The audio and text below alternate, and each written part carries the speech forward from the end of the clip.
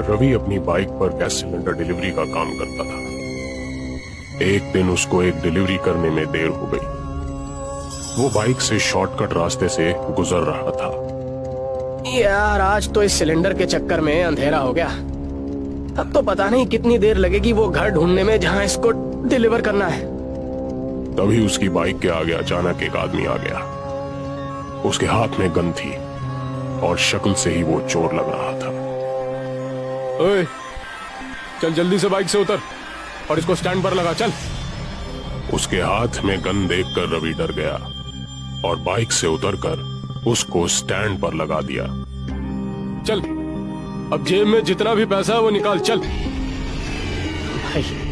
भाई मैं बहुत गरीब हूँ, मेरे पास ज्यादा पैसे नहीं रहते, मुझे मत लूटो प्लीज। पैसे नहीं है तो कोई बात नहीं, मैं तेरी बाइक और ये सिलेंडर ही ले जाता हूँ। और हाँ, अगर तूने इस बारे में पुलिस को बताया तो अच्छा नहीं होगा, सुन ले। ये कहकर वो बाइक पर बैठने के लिए जैसे ही उस तरफ बढ़ा, दोनों को एक भयानक हंसी सुनाई दी।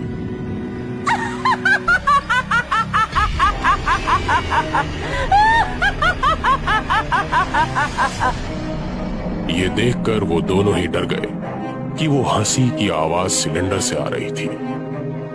अगले ही पल सिलेंडर से गैस निकली और कुछ ही पलों में उस गैस ने एक बहुत ही डरावनी भूतनी का रूप ले लिया।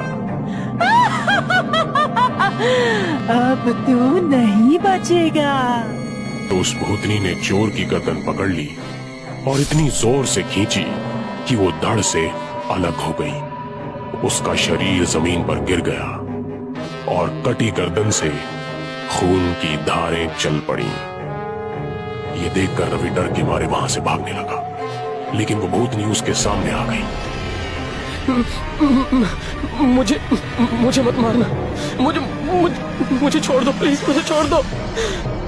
मैंने इस चोर को इस वजह से मारा क्योंकि ये एक बुरा आदमी था, लेकिन तुमको मुझसे डरने की कोई जरूरत नहीं है।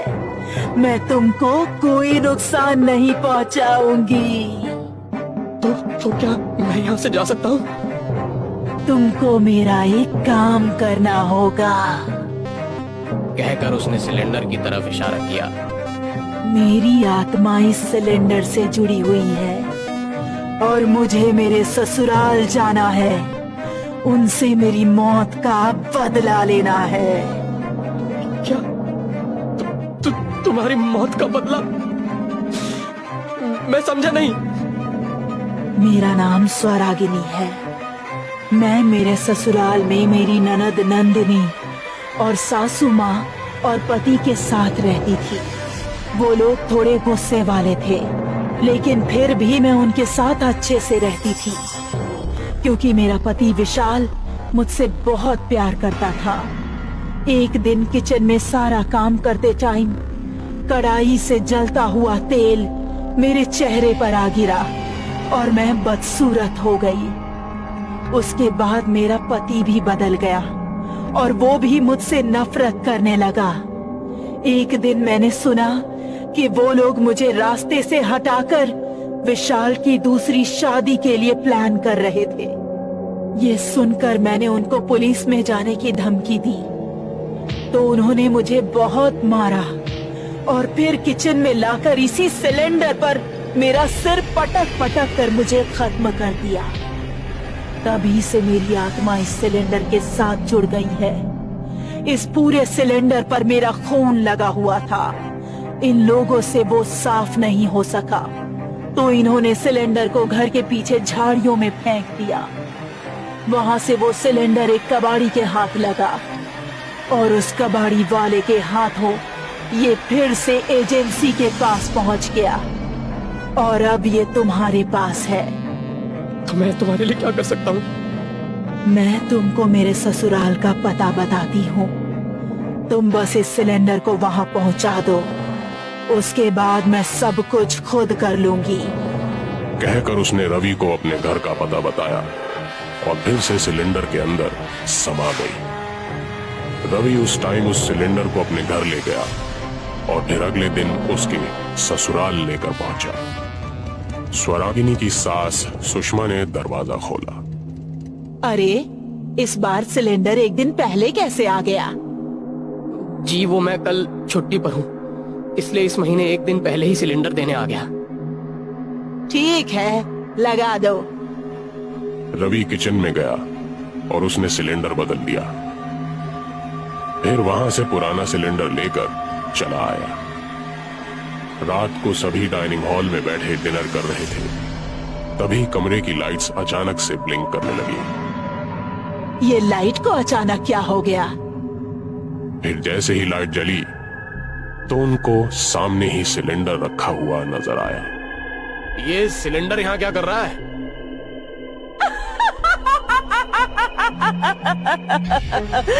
विशाल, मैं वापस आ चुकी हूँ। ये सुनकर तीनों डर गए और तभी सिलेंडर से खून निकलने लगा और वो ठीक वैसा ही दिखने लगा जैसा कि स्वरागिनी की मौत के टाइम दिख रहा था। तीनों अपनी जगह से उठ खड़े हुए। अब सिलेंडर से गैस निकली और देखते ही देखते उसी गैस ने स्वरागिनी का रूप ले लिया। तीनों उसे देखकर डर गए और थर थर कांपने लगे। स्वरागिनी ने सबसे पहले सुषमा के बाल पकड़े और उसको जमीन पर घसीटने लगी। इसी तरह मुझसे पोछा लगवाती थी ना सासू माँ? कहकर उसने सुषमा का सर बहुत जोर जोर से जमीन पर मारना शुरू किया और तब तक मारती रही जब तक उसके सर से खून नहीं निकल गया। मम्मी! विशाल चिल्लाया। नंदिनी दरवाजे के पास गई और उसको खोलने की कोशिश करने लगी, लेकिन उसके खुलने से पहले ही स्वरागिनी ने उसका गला पकड़ लिया और उसको जमीन से काफी ऊपर उठा दिया। फिर उसको सामने ही दीवार से लगाकर उसके मुंह में हाथ डाला। ये जुबान बहुत चला करती थी ना, ये कर ले, वो कर ले। कहकर उसने उसकी जुबान खींच डाली और नंदिनी दर्द से तड़प उठी। उसके चिल्लाते ही उसने नंदिनी को छोड़ दिया। विशाल बहुत ज्यादा डर गया था। उसकी सांस गले में अटक कर रह गई थी और धड़कनें मानो किसी ट्रेन के इंजन की तरह तेज तेज चल रही थी। वो खिड़की से बाहर कूदने ही वाला था, तभी खिड़की पर अचानक से स्वरागिनी आ गई और जोरों से चिल्लाई। उसकी चीख सुनकर विशाल जमीन पर जा गिरा। विशाल, तुम्हारे लिए तो मैंने बहुत ही स्पेशल मौत सोची है। एक तुम ही तो थे जो मुझसे प्यार करते थे, लेकिन जब मैं जल गई थी और मेरा चेहरा बिगड़ गया था, उस टाइम मुझे तुम्हारे प्यार की सबसे ज्यादा जरूरत थी और तुमने उसी टाइम मुझसे सबसे ज्यादा नफरत की। मुझे माफ कर दो स्वरागिनी, मुझसे बहुत बड़ी गलती हो गई, मुझे माफ कर दो। तो अब अपनी गलती की सजा भुगतने के लिए तैयार हो जाओ। कहकर वो धीरे धीरे अपने चेहरे पर भयानक मुस्कान लिए उसकी तरफ बढ़ रही थी और विशाल भी जमीन पर पड़ा अपने हाथों के बल पीछे की तरफ धीरे धीरे रेंग रहा था। तभी उसका हाथ किसी चीज से टच हुआ। उसने पीछे गर्दन घुमाकर देखा तो वही सिलेंडर था। स्वरागिनी भयानक आवाज करती हुई उसके पास गई और उसका सर पकड़कर जोर जोर से उस सिलेंडर पर पटकने लगी, बिल्कुल वैसे ही जैसे उसने स्वरागिनी का पटका था। विशाल के सर और मुंह से खून निकलने लगा था और उसके दांत भी टूट चुके थे।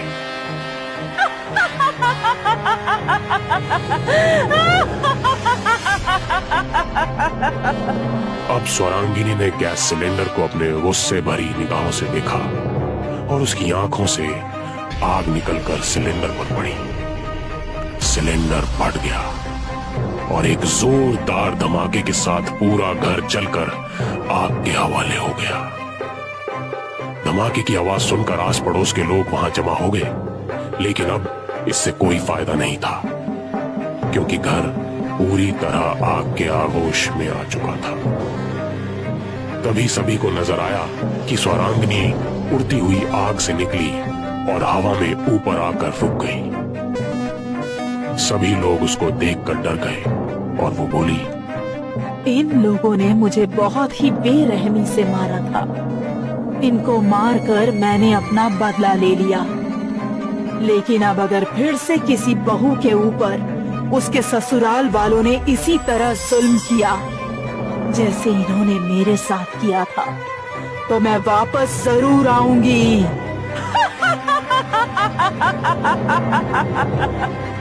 कहकर स्वरांगिनी गायब हो गई और सभी लोग वहां खड़े हैरानी से उस जलते हुए घर को देखते रह गए।